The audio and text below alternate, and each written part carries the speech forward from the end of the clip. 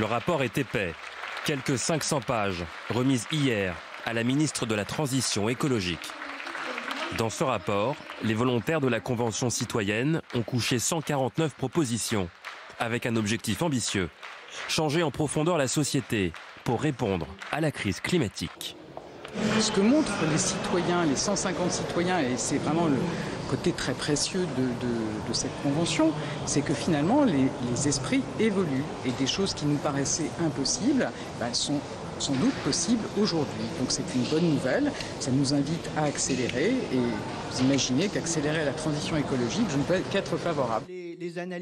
Les 150 citoyens volontaires demandent déjà une accélération dans le domaine des transports. Il faut arrêter ce massacre. Secteur éminemment polluant. Les volontaires ont une proposition phare, la réduction de la vitesse sur les autoroutes de 130 à 110 km/h dès 2021.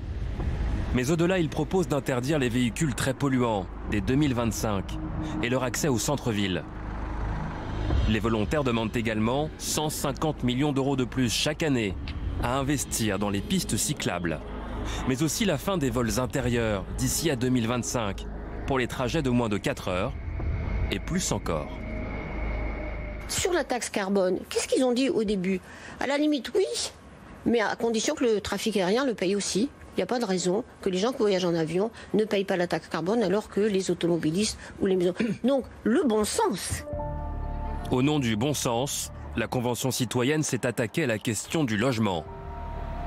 Pour en finir avec les passoires thermiques, sa proposition, obliger d'ici à 2030 les propriétaires et bailleurs à rénover leurs logements, les conformer à des normes moins énergivores.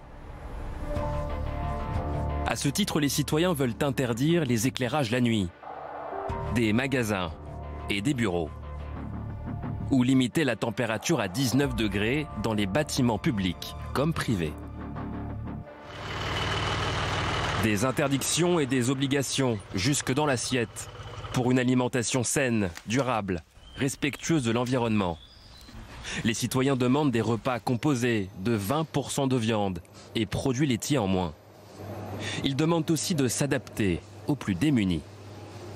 C'est bien d'avoir accès à de l'alimentation saine et notamment aux produits bio. C'est trop cher. Bon, qu'est-ce que ça veut dire? Que pour les ménages les plus modestes, eh bien, il nous faudrait des chèques alimentaires pour de la bonne nourriture et pas pour n'importe quoi.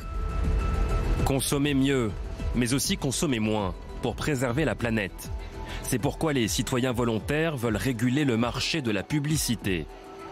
Interdire ces panneaux en extérieur ou inscrire cette mention sur les produits. En avez-vous vraiment besoin? Des propositions auxquelles le président Macron apportera une première réponse lundi prochain, quand il recevra les 150 citoyens à l'Élysée.